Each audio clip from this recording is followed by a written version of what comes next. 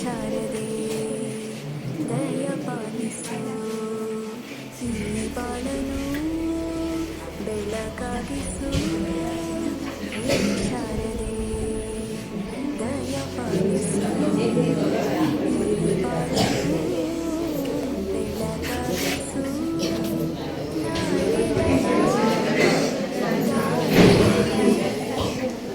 ಹೆಂಗೆ ಗೊತ್ತಿ ಹಂಗೆ ಅಲ್ಲ ಅಂತ ಕೇಳೋದು, ಹಂಗೆ ನಮಗೂ ಗೊತ್ತಾಗಲಿಲ್ಲ. ಸುಮ್ಮನೆ ಬಂದು ಆಮೇಲೆ ಸ್ಪೋರ್ಟ್ಸ್ ಅಂತ ಆಡ್ಸಿದ್ರು, ಅವಾಗ ಅಷ್ಟು ಗೊತ್ತಿರಲಿಲ್ಲ ನಮಗೆಲ್ಲವ. ಹಂಗೆ 10th ಬಂದು ಎಲ್ಲ ಸ್ಪೋರ್ಟ್ಸ್ ಚೆನ್ನಾಗಿ ಆಡ್ಸಿರು ಮಾಸ್ಟ್ರುಗಳು. ಹಂಗೆ ಎಲ್ಲ ಪಾಠಗಳು ಅವಾಗ ಫಸ್ಟಿಗೆ ಅರ್ಥ ಆಗ್ತಿರ್ಲಿಲ್ಲ ಸ್ಟಾರ್ಟಿಂಗ್.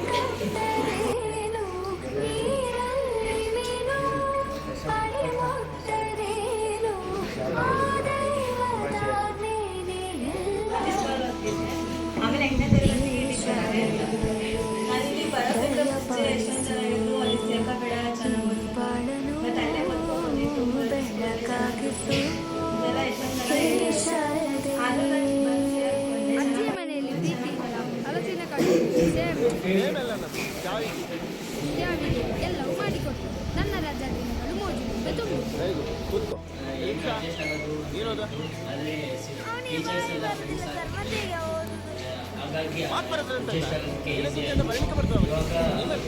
ಟೀಚರ್ಸ್ ಕೂಡ ಫ್ರೆಂಡ್ಸ್ ಆಗಿ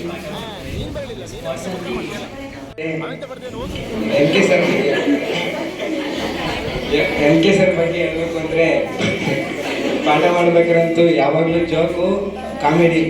ಶುಭಾಶಯಗಳು. ನಾನು ಈ ಶಾಲೆಗೆ 8ನೇ ತರಗತಿಗೆ ಬಂದೆ. ಈ ಶಾಲೆ ಬಂದಾಗ ಒಂಥರ ಭಯ ಅನ್ನಿಸ್ತಿತ್ತು. ಆದರೆ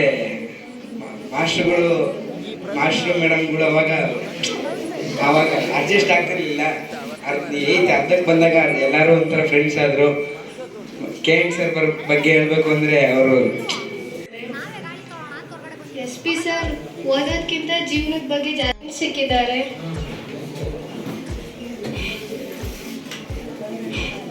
ಈ ಶಾಲೆಗೆ ಬಂದು ನಂಗೆ ತುಂಬ ಖುಷಿ ಆಯಿತು.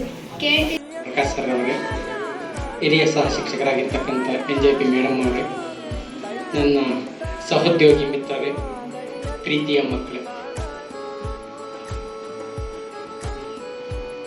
ಇದು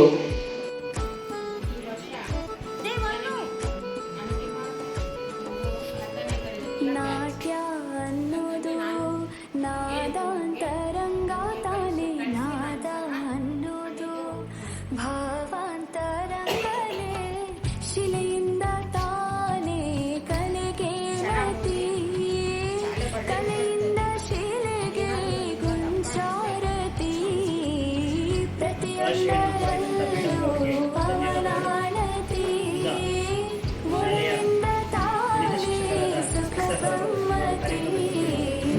ಹಾಗೂ ಶಾರದಾ ಪೂಜೆಯ ಅಂಗವಾಗಿ ಹಮ್ಮಿಕೊಂಡಿರುವ ಈ ಒಂದು ಸರಳ ಸಮಾರಂಭದ ಅಧ್ಯಕ್ಷತೆಯನ್ನು ವಹಿಸಿರುವ ನಮ್ಮ ಶಾಲೆಯ ಮುಖ್ಯಸ್ಥರಾದ ಶ್ರೀಯುತ ಪ್ರಕಾಶ್ ಸರ್ ಅವರೇ, ಹಾಗೂ ಈ ವೇದಿಕೆ ಮೇಲೆ ಉಪಸ್ಥಿತರಿರುವ ಕೊರತೆ ಇರೋದು ಕೆಲವೇ ಕೆಲವು.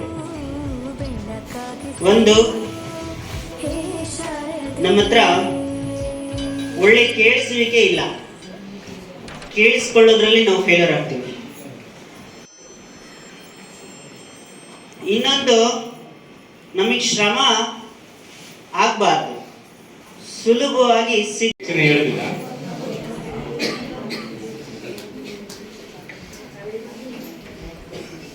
ಹಾಗಾಗಿ ಅರ್ಥಗರ್ಭಿತವಾಗಿ ಜೀವನ ಮೌಲ್ಯಗಳನ್ನು, ನೈತಿಕ ಮೌಲ್ಯಗಳನ್ನು ಮುಂದಿಡ್ತಾ ಇರ್ತಾರೆ. ಹಾಗೇನೂ ಕೂಡ ಚೆನ್ನಾಗಿ ಓದ್ಕೊಳ್ಳಿ ಅಂತ ಹೇಳ್ತಾ ಎಲ್ರಿಗೂ ಆಲ್ ದಿ ಬೆಸ್ಟ್ ಹೇಳ್ತಾ ನನ್ನ ಮಾತನ್ನು ಮುಗಿಸ್ತೀನಿ. Thank you. ಸುಂದರವಾದ ನೆನಪಾಗಿರಬೇಕು. ನನ್ನ ಎಲ್ಲ ಸಹೋದ್ಯೋಗಿ ಮಿತ್ರರೇ ಹಾಗೂ ವಿದ್ಯಾರ್ಥಿನಿಯರೇ, ಇದು ನಿಮಗೆ ತುಂಬ ಅಪೂರ್ವವಾದ ದಿನ.